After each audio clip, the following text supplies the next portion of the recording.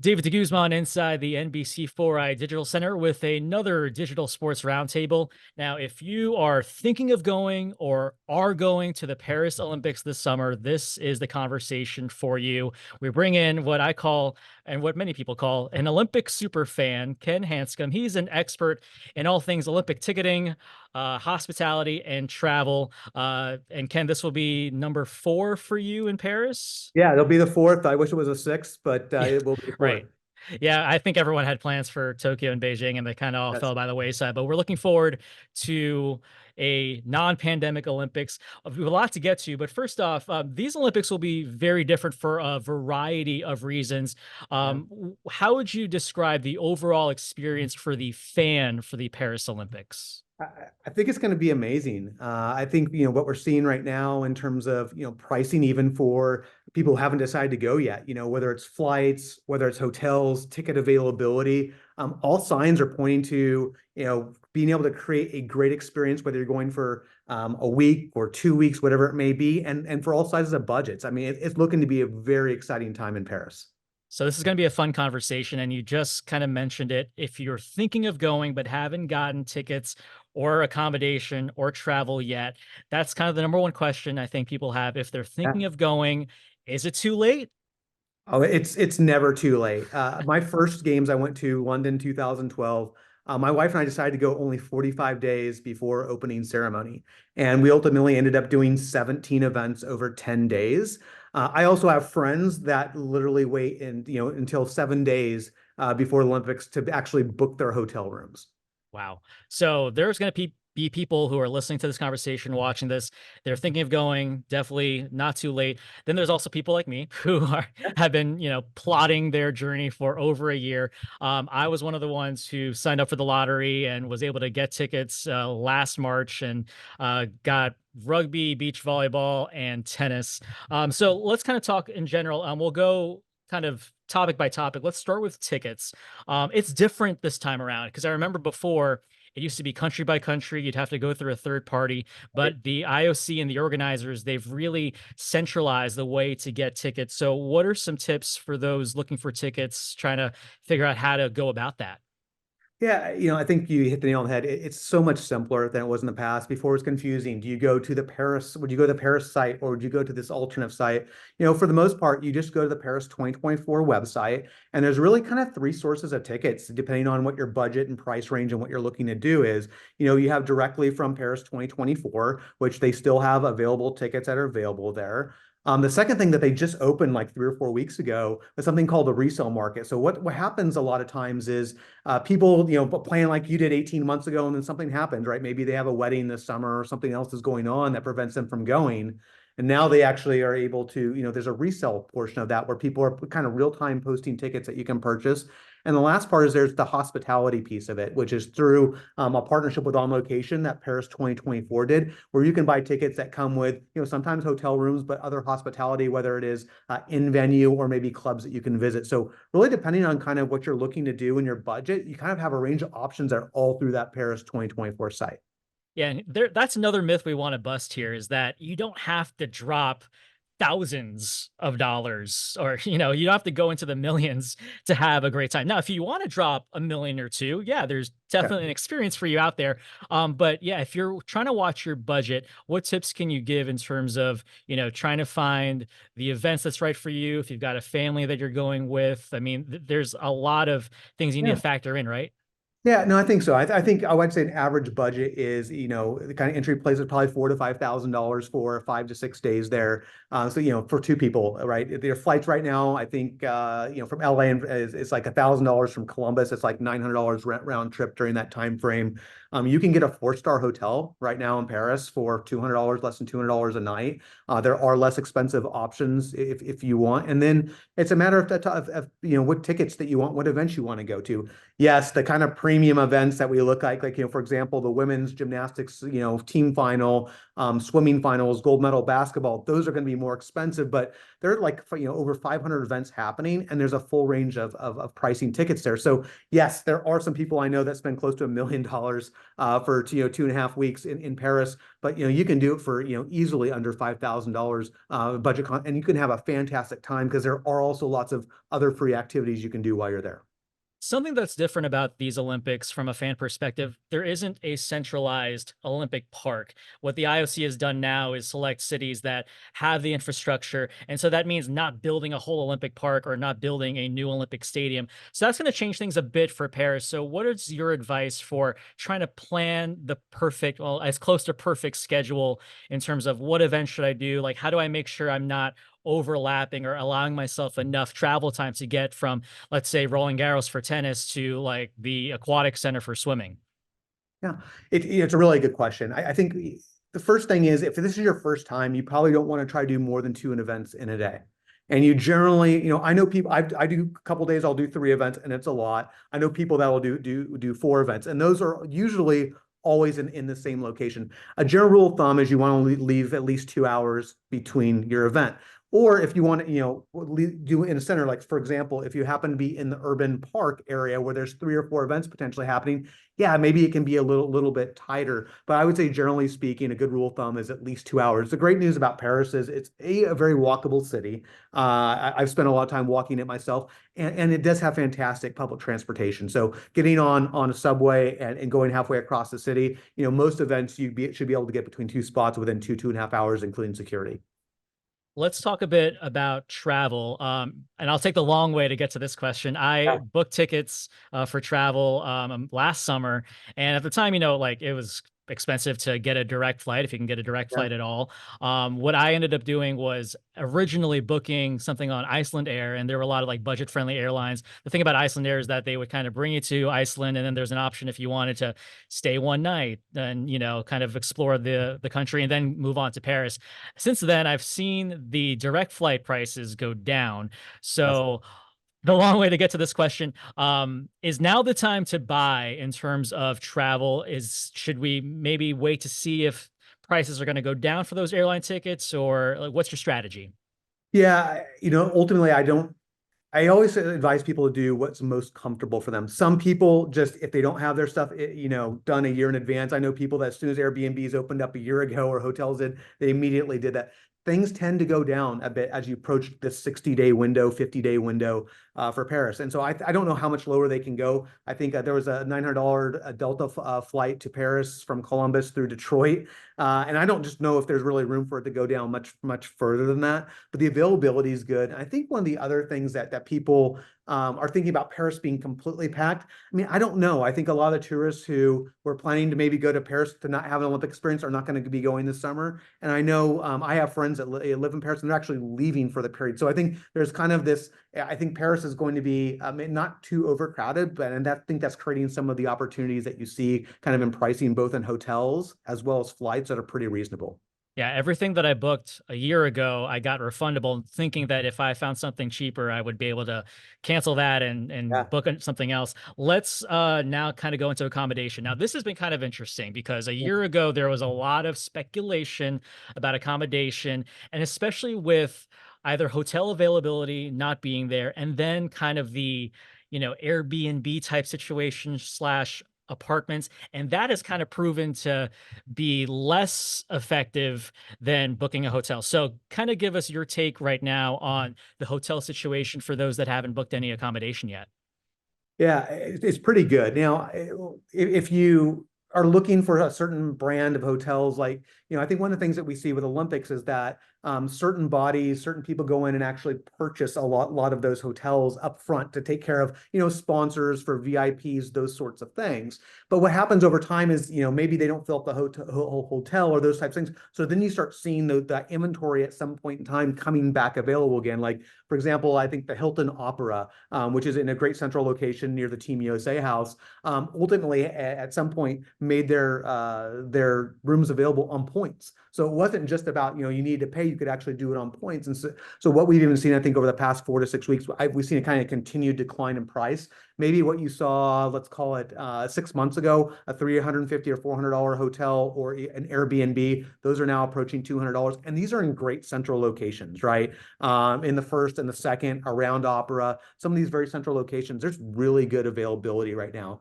I also think the risk, for early on, when you think about booking an Airbnb 12 months in advance, so much can happen, right? Someone can sell the home, someone, can choose not, like, there's all these things that happen. Now we're kind of in this sweet spot where if people are able to book and confirm those, I think most of those reservations are pretty safe. I've had mine for roughly 10 months, and I've had no issues with it whatsoever. Okay, so there might still be a risk with an Airbnb, but probably not as much as it was back like a year out. Yeah, and there's plenty of available inventory. So if something that does happen, it's not like, you're going to look away 2 blocks and there's going to be something that's very similar. I was actually helping one of my friends yesterday find one, and there was a lot of great options. Mhm. Let's talk hospitality houses. This is a very interesting and kind of Yes. unique part about the Olympic experience. First off, what are hospitality houses? Fans might be thinking I've heard of USA House, but is that the only one? And so give us the 101 on hospitality houses. Yeah, hospitalities are something that are pretty unique to an Olympic experience. And generally what happens is a lot of countries will build their own country house. So you'll see there'll be a Germany house, and there'll be a Team Great Britain house, and a Team USA house, and a Netherlands house, which was typically the Heineken house, right? And what these houses are, they're a place that fans gather. There's oftentimes cultural aspects to them, whether there's installations, videos, special food, special drink, from the country, whether it's wine, whether it's beer, whether it's those sorts of things. And there's oftentimes athletes and meet and greets. For example, the Hilton or the Heineken House, they always, I guess the deal was that any Netherlands athlete that won a medal that day would be celebrated later that night. So you could go to the Heineken House, which is the Team NL house for Paris, and you could be guaranteed to see an athlete that won a medal earlier in the day, which is a very uniquely kind of Olympic experience. And so for Paris, what we're seeing is I think there's close to 26 houses. So it is probably the largest selection of houses that we've seen. Everything from an Africa station to Slovenia to Team USA to all these other ones. And they vary quite a bit in terms of, some of them are free and some of them are up to $1,000 a day, depending on what amenities, what sorts of things that they promise, and what sorts of sponsorships have.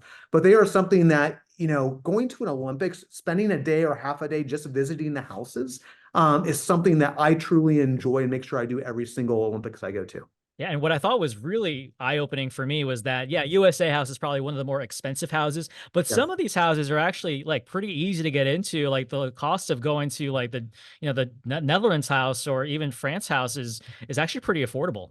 Yeah, I think Club France is going to be €5.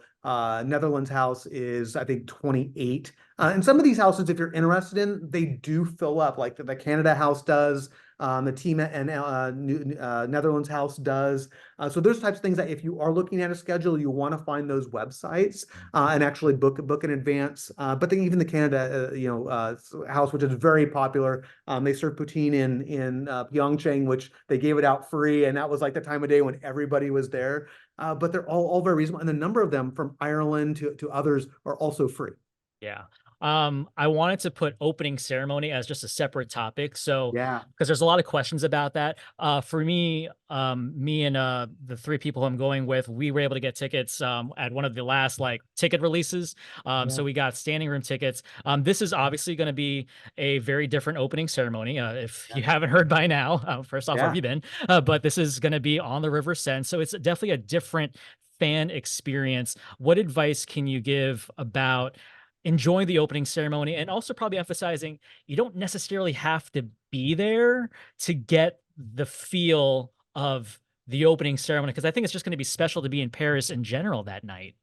It is, and I think it's a perfect, segue from our last topic. Is most of these houses are also going to be hosting opening ceremony parties, and they will be usually in the local language or the local broadcast of whichever it is. So in the Team USA house, it's obviously NBC, and you're seeing the full NBC broadcast from there. There's going to be watch parties at bars, at restaurants, all across the city. And then, ultimately the opening ceremony is a little bit like a Super Bowl, I guess, in terms of the fanfare and kind of the excitement that builds through it. And so there's a wide range of tickets. It is generally pretty expensive, but if you can, like you were able to, get standing tickets or seated tickets in certain areas. I think it's just gonna be a phenomenal experience. I think one of the things I'm really looking forward to is oftentimes when you're at an opening ceremony is if you're inside the stadium, you miss a lot of the fireworks displays.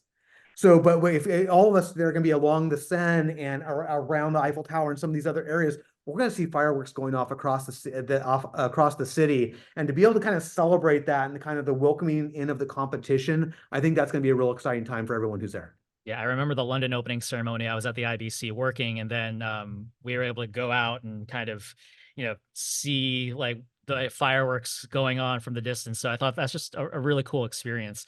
Before I get into kind of our last topic about getting around France and Paris, first off, you have so much knowledge. Where did this love for the Olympics come from?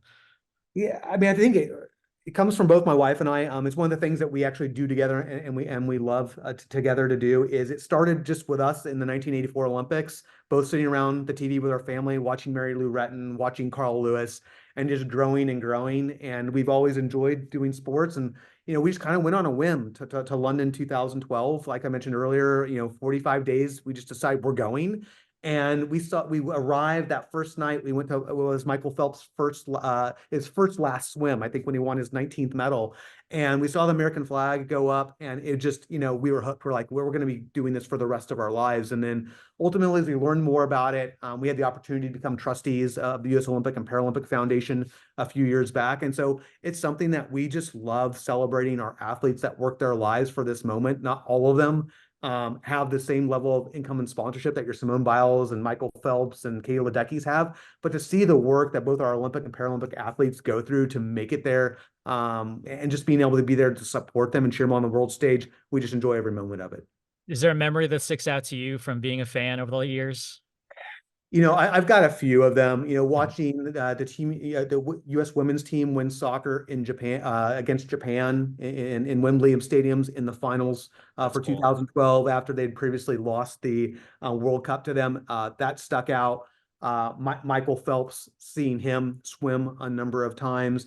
And then, we happen to be fortunate enough to have seats next to Simone Biles' family in Rio 2016, and watching those wins for both the team final and the all around are some really great memories that we have. That's wild, and you never know who you're gonna run into at an Olympics. So getting into Paris again, any tips about getting around, specifically Paris, but also, I mean, there are events spread out throughout all of France. I mean, we have the basketball preliminaries happening up in Lille, and we have soccer going on all over the country. Yeah, I think, if you're doing outside, the great news about Lille is most people don't know that there's actually two TGV stations in that area. So if you're trying to do a day trip up there and make sure you check both of those stations, because I've seen some people struggling with like, hey, do I need to stay in Lille that night because the game ends after the last train? We're like, hey, check the other station because it has, trains that basically leave a little bit later. But other than that, I think you just rely on subway, and if you can, walk. Paris is a very walkable city. Like I said, when I was there a few months back, I did quite a bit of walking, average about 12 to 13 miles a day, and I was able to get all over the place. But cars, because of restrictions, are not going to be something. I think Ubers and those sorts of things are not, and taxis are going to be very difficult. So I think you're going to want to stay on the main kind of approved transit, subways, walking, etc., because they're going to prioritize the majority of the traffic, getting around, unless you have one of those super exclusive packages that get you all of that included. Food, and also being mindful of the heat that could potentially happen in Paris. And any tips there with, trying to make sure you build in time to get a meal in, and also make sure you stay hydrated. Yeah, I mean, most of the venues are going to have some sort of food. I think it's not going to be as typical as maybe what we see at sporting events here. Obviously, carry a lot of water, sunscreen. We don't know if it's going to be a normal summer. It was hot last summer, so we don't know what the weather like. So I would say you need to prepare for both, but plenty of sunscreen and plenty of water, no question about that. All right, before we wrap it up, we got to plug the Facebook group, because as someone who has anxiety in general, this Yeah. Facebook group is a godsend, because you have all these people who are also going to Paris. And first off, they're meeting each other. There was a meetup in Columbus this past weekend, which I Yes. couldn't go to, but that's amazing. You're having people meet other Olympic fans throughout the country. Plug the Facebook group a bit. How helpful has that been to so many fans who are about to go to Paris?